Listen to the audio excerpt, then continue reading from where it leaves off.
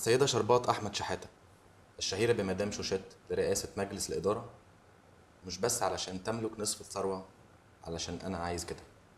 رئاسة إيه؟ أفندم؟ لا سوري بقى، ده كان قال نجيب ظرافها من الآخر أسهل. يا أختي الملف السعد، قول يا فتاح يا عليم. سعد مين؟ وأنت خبرتك إيه عشان تبقي رئيسة مجلس إدارة؟ رئيسة مجلس إدارة إزاي؟ أنت ما ينفعش أصلا تبقي رئيسة حمامات. كمل يا أخويا الهيركل بتاعك ده. الهيكل الوظيفي. هم فاهمين يا أختي، دول يفهموا الكفت. كمل. على أن يوظف ابني الذي لم أنجبه ياسين توفيق سكر كمديرا عاما للمؤسسة. أنا والله ما أعرف حاجة عن الموضوع ده.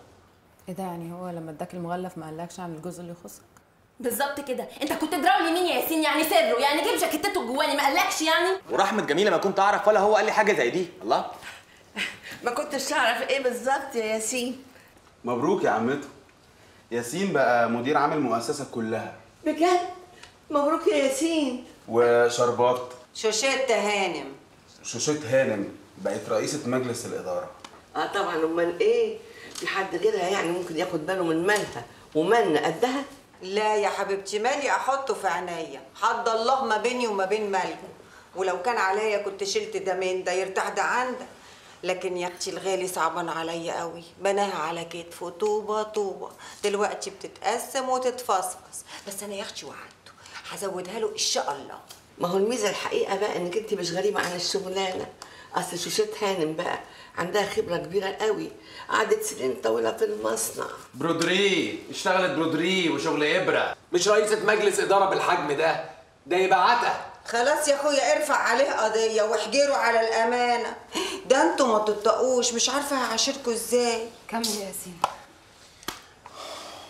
وتعيين بنتي نسرين مديرا ماليا للمؤسسة.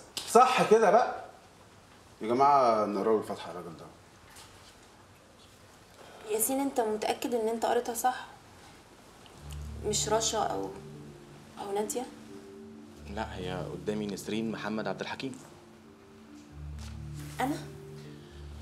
وينقل حمدي أخو المدام لمصنع حلوان في منصب نائب المدير، على أن يبقى باقي الموظفين كلا في موقعه.